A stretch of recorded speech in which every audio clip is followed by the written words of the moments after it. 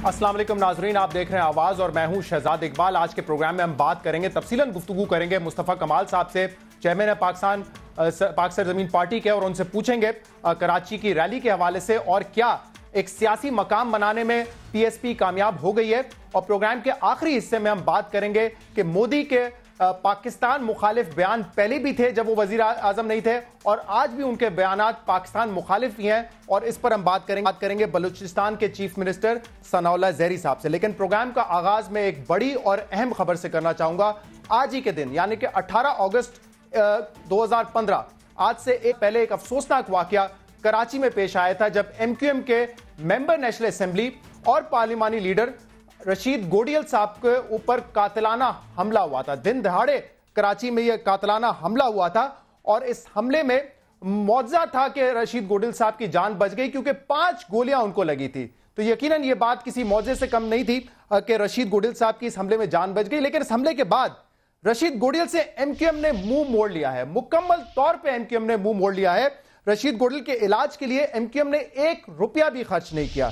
रशीद गोडियल के खिलाफ जब यह हमला हुआ तो इसके बाद से आज तक यानी कि पूरे 1 साल में एमक्यूएम ने कोई बड़ी प्रेस कॉन्फ्रेंस नहीं की जिसमें उन्होंने रशीद गोडियल साहब का इशू रेज किया हो। एक मर्तबा भी ऐसा नहीं हुआ कि किसी बड़े प्लेटफॉर्म पे एमक्यूएम ने कहा हो कि हमला आवर जो थे रशीद गोडियल साहब को जो कत्ल करने आए थे उनको गिरफ्तार किया जाए, उनके खिलाफ कार्रवाई की जाए।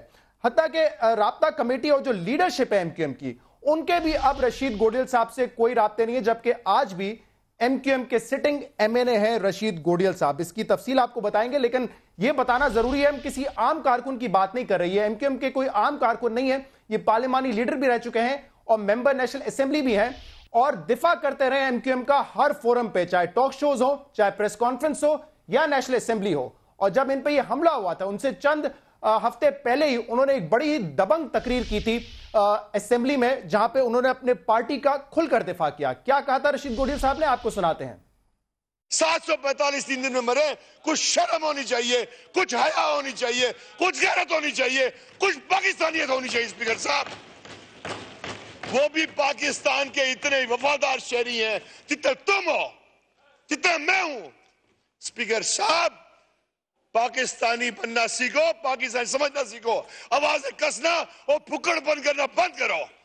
और अभी बात करते करते उन्होंने कहा कि शाम को तुम्हारी लोड शेडिंग होगी। हाँ बिल्कुल, 19 जून 1992 को भी इसी तरह लोड शेडिंग की थी और पीठ में छुरा घोंपा था। आज शाम को भी करके देख लेना। मैं पाकिस्तानी था, पाकिस्तानी हूं, पाकिस्तानी रहूंगा।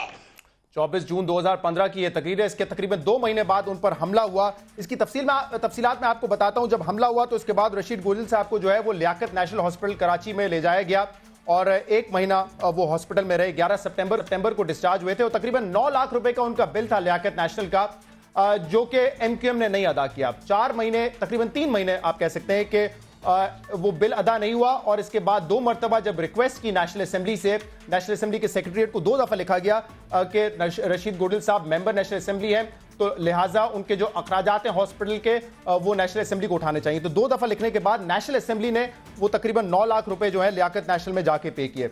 इसके बाद रशीद गोडियल साहब को मजीद जो है इलाज के लिए वो जाना था बैरून मुल्क, और उसके लिए भी एमक्यूएम जो है वो सामने नहीं आई। और ये एमक्यूएम वो जमात है जो कि माजी में अपने कारकुनान की मदद करती रही है, माली मदद करती रही है, उसकी तफसील भी मैं आपको दूंगा।